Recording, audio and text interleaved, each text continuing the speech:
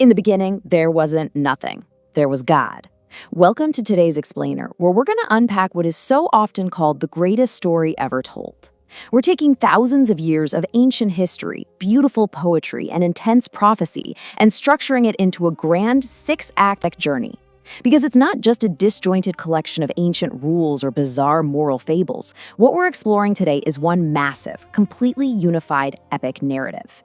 We're going to trace this incredible plot through 6 distinct acts: the design and the fracture, the family and the promise, the split and the silence, the arrival and the cross, the movement and the letters, and finally, the ultimate restoration. So let's jump right into Act 1, the design and the fracture. Out of pure love, God spoke light, space, oceans, and life into existence. And it wasn't just functional, right? It was beautiful. At the absolute peak of this creation were humans, Adam and Eve, designed in God's image to reflect his goodness and flourish in a spectacular paradise called Eden. But he gave them a choice. Enter the tempter. Enticed by the subtle lie that they could be their own gods, humanity rebelled. This choice, what we call the fall, literally fractured everything. It wasn't just breaking an arbitrary rule, it unleashed a catastrophic emotional fallout. Sin entered the human heart, shattering our relationship with God, with each other, and with the earth itself. Shame, blame, and devastating violence quickly followed. Humanity actually grew so entirely corrupt that God initiated a catastrophic restart through Noah and the flood. Yet, human arrogance just peaked again at the Tower of Babel, where people tried to literally build a stairway to heaven just to make a name for themselves. The result? God scattered them across the earth. At this point, it really looks like game over. The grand design is totally shattered. But right here, right in the smoking wreckage of this fractured relationship and broken world, God doesn't give up.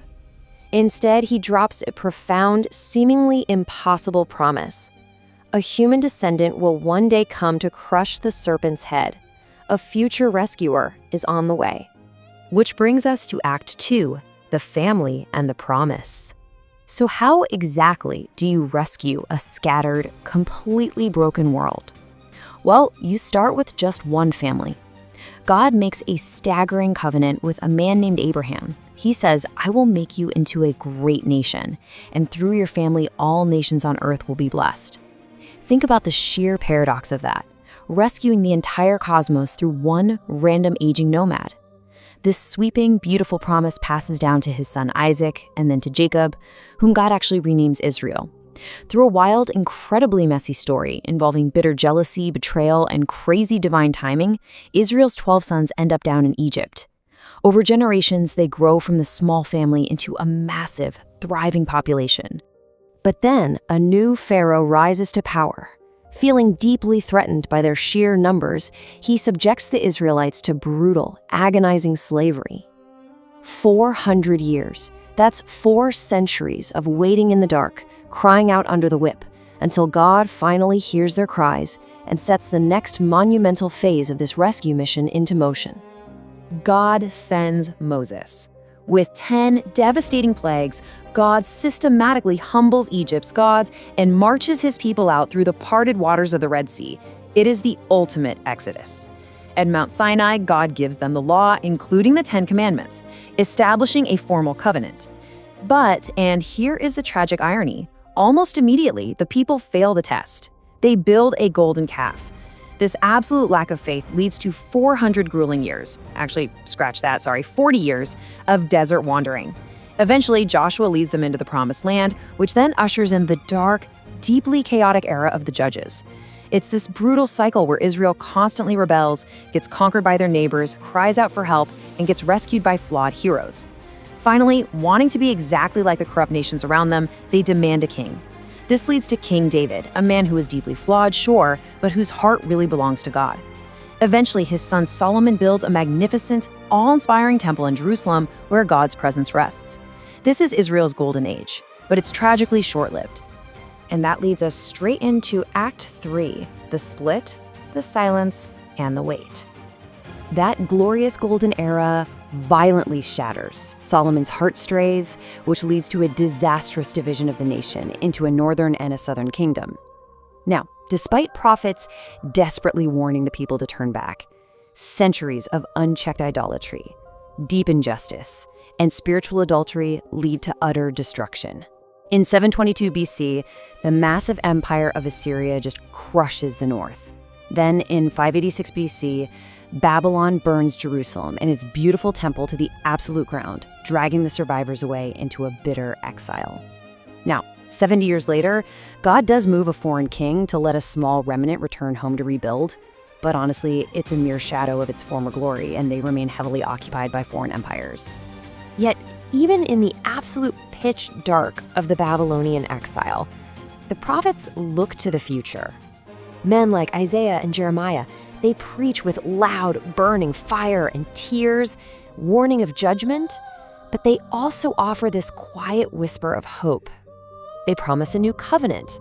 They speak of a suffering servant who's going to bear the crushing sins of the world, and a Messiah who will finally arrive to heal everything that was broken all the way back in Eden.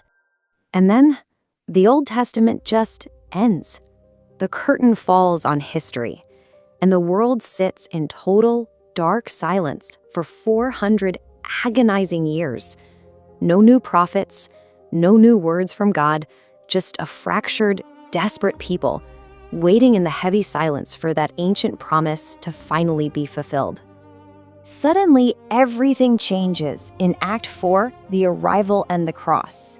That centuries-long silence is brilliantly shattered in a dusty backwater town called Bethlehem, with the birth of a baby named Jesus, a name literally meaning God with us.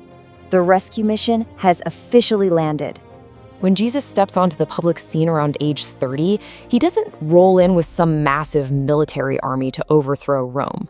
Instead, he introduces what is essentially an upside-down kingdom. Think about the human condition for a second. Earthly empires always operate on power, force, and corruption. But Jesus' kingdom is built entirely on grace. It's this radical new society where outcasts are welcomed with open arms, the last are first, and true power is actually found in loving your enemies. He heals the sick, calms storms, forgives sins. This completely radical approach to humanity and divinity utterly threatens the religious elites and the corrupt Roman Empire. But here's the thing. Knowing exactly where this mission was heading, Jesus wasn't trapped.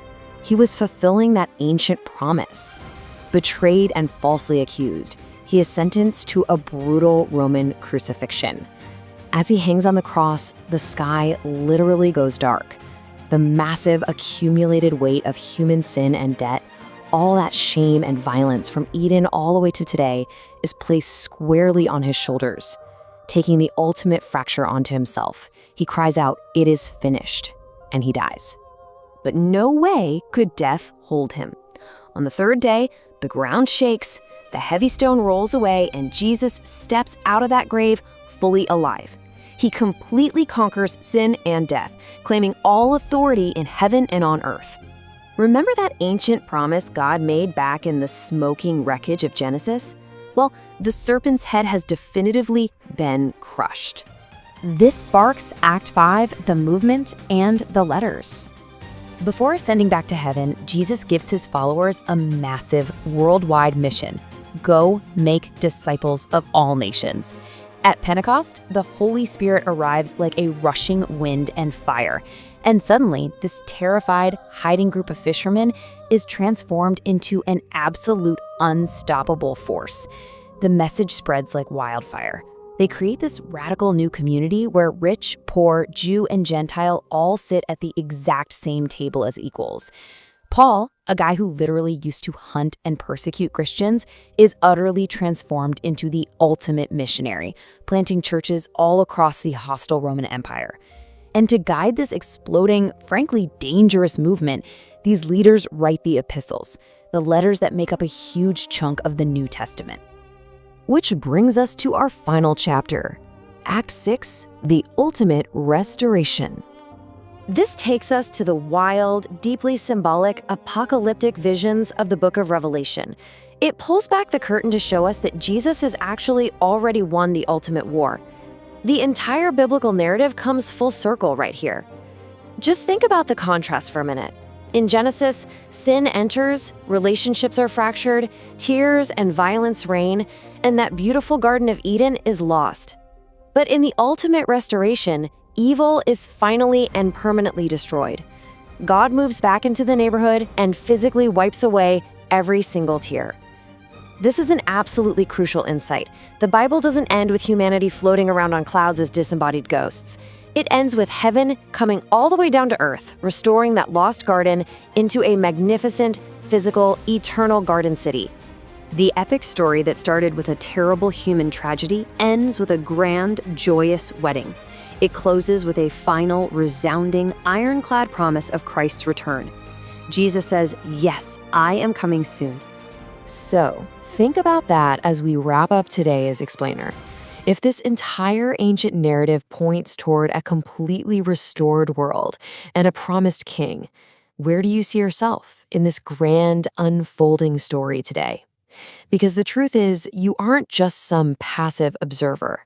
We are currently living in the movement, waiting in the tension for the return. The ultimate restoration is coming, and you are actively a part of the story. Thanks so much for joining me today, and keep exploring.